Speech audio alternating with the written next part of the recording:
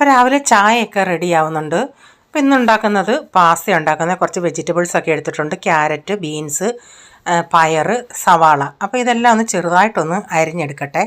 അപ്പോൾ ഈ വെജിറ്റബിൾസ് എല്ലാം കൂടെ അതിൽ ചേരുമ്പം നല്ല ഹെൽത്തി ആയിട്ട് അവർക്ക് കഴിക്കാം. വെജിറ്റബിൾസ് കഴിക്കാത്തവർക്ക് ഇങ്ങനെ പാസ്തയിലും മാഗിയിലൊക്കെ ഇട്ട് കൊടുക്കുന്നുണ്ടെങ്കിൽ നല്ലതാണ്. അപ്പോൾ ഞാൻ കുക്കർ വെച്ച് ഓയിൽ ഒഴിച്ചിട്ട് അതിലേക്ക് ഈ സവാള ഒന്ന് വഴറ്റിയതിന് ശേഷം വെജിറ്റബിൾസ് എല്ലാം ഇട്ട് കൊടുത്തിട്ട് ഇതിലേക്ക് ഇഞ്ചി വെളുത്തുള്ളി പേസ്റ്റ് കൂടെ ചേർത്ത് കൊടുത്തിട്ടുണ്ട്. കുറച്ച് ഉപ്പ് കൂടെ ചേർത്തിട്ട് ഇതൊന്ന് വഴറ്റിയെടുക്കാൻ ഞാൻ ടൊമാറ്റോയുടെ ഇതിലരിയും ചേർത്തിട്ടുണ്ട്.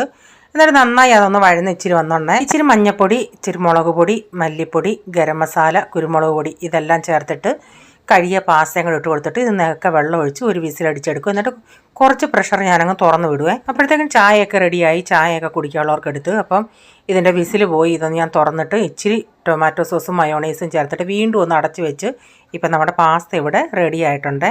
പിന്നീട് വെണ്ടയ്ക്ക മെഴുക്കോട്ട് വെക്കാനായിട്ട് പാൻ വെച്ച് ഓയിൽ ഒഴിച്ചതിന് ശേഷം ഇച്ചിരി മഞ്ഞൾപ്പൊടിയും മുളക് പൊടി ഇട്ട് വെണ്ടയ്ക്കയും സവാളയും ടൊമാറ്റോയുടെ അതിലിട്ടിട്ടുണ്ട്. ഇടയ്ക്കിടയ്ക്ക് ഇളക്കി കൊടുത്താൽ മതി. പിന്നെ അരിയൊക്കെ അടപ്പത്തിട്ടിട്ടുണ്ട്. എന്നിട്ട് ഇന്നൊരു വെജിറ്റബിൾ കറി ഉണ്ടാക്കുന്നത്. അതിനായിട്ട് കുറേ വെജിറ്റബിൾ എടുത്ത് ഇതിൻ്റെ അകത്ത് ഒരു ഇച്ചിരി മഞ്ഞൾപ്പൊടിയും ഇച്ചിരി വെള്ളം ഒഴിച്ച് അതൊന്ന് കുക്കറിലൊരു വിസിലടിച്ചെടുക്കുന്നുണ്ട്. സ്വല്പം ഉപ്പും ചേർത്തിട്ടുണ്ട്. എന്നിട്ട് വേറൊരു കടായി വെച്ച് അതിലേക്ക് ഓയിൽ ഒഴിച്ചതിന് ശേഷം സവാള വഴറ്റി അതിന് ശേഷം ക്യാപ്സിക്കവും ടൊമാറ്റോയോടൊന്ന് വഴറ്റാനായിട്ട് ഇട്ടിട്ടുണ്ട്. അതിപ്പോൾ ഒന്ന് വഴന്ന് വന്നിട്ടുണ്ട്. ക്യാപ്സിക്കത്തിൽ അരിയൊക്കെ എടുത്ത് കളയണേ. എന്നിട്ട് ഇതിലേക്ക് ഇച്ചിരി മഞ്ഞൾപ്പൊടി, മല്ലിപ്പൊടി, മുളക് പൊടി, ഗരം മസാല ഇതെല്ലാം കൂടെ ചേർത്തിട്ട് അതിൻ്റെ പച്ചമണം പോകുന്നിടം വരെ ഒന്ന് മൂപ്പിച്ചെടുക്കാം. ഒരു 3 ടീസ്പൂൺ മല്ലിപ്പൊടി ഇട്ടിട്ടുണ്ട്, 2 ടീസ്പൂൺ മുളക് പൊടി. എന്നിട്ട് വെന്ത പച്ചക്കറികൾ ഇതിലോട്ട് ഞാൻ ചേർത്ത് കൊടുത്തിട്ടുണ്ട്. എന്നിട്ട് വീണ്ടും നന്നായി ഒന്ന് ഇളക്കിയെടുത്തിട്ടുണ്ട്. ഇതിലേക്ക് കുറച്ച് വെള്ളം കൂടെ ഒഴിച്ച് കൊടുത്തിട്ടുണ്ട്. പിന്നെ ഞാൻ അരമുറി തേങ്ങ, 2 ഏലക്ക, 1/2 ടീസ്പൂൺ പെരുംജീരകം ഇത് അരച്ചത് ഇതിൻ്റെ അകത്തോട്ട് ചേർത്തിട്ട് നമുക്ക് ഇതൊന്ന് തിളച്ച് വരട്ടെ. അത് തിളച്ച് വന്ന് ഞാൻ പിന്നെ ലാസ്റ്റിൽ കുറച്ച് മല്ലിയിലയും കൂടെ ചേർത്ത് കൊടുത്തിട്ടുണ്ട്.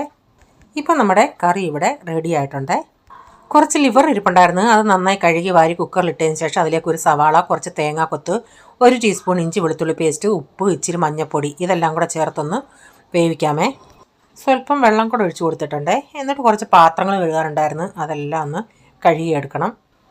ഇപ്പോൾ ഒരു മണിക്കൂറൊക്കെ കഴിഞ്ഞാൽ നമ്മുടെ കറി കണ്ടോ നന്നായി കുറുകി വന്നിട്ടുണ്ട്. അപ്പം, ചപ്പാത്തി, ഇടിയപ്പം എല്ലാത്തിനും ഇത് നല്ലൊരു കോമ്പിനേഷനാണ്. അപ്പം ലിവർ ഒന്ന് ഫ്രൈ ചെയ്യാനായിട്ട് ഞാനിവിടെ പാൻ വെച്ച് അതിലേക്ക് വെളിച്ചെണ്ണ ഒഴിച്ച് കടുക് ഇട്ടിട്ടുണ്ട്.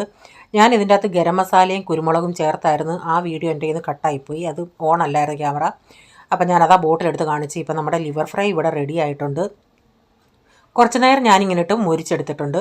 അപ്പോൾ വീഡിയോയുടെ ഫുള്ളായിട്ടുള്ള വീഡിയോ ആർക്കെങ്കിലും കാണാൻ താല്പര്യമുണ്ടെങ്കിൽ ഞാൻ ബിജീസ് കിച്ചൻ ചാനൽ വ്ളോഗിൽ ഇട്ടിട്ടുണ്ട്. അപ്പോൾ ഈ വീഡിയോയിലെ വിശേഷങ്ങൾ ഇതൊക്കെയായിരുന്നേ.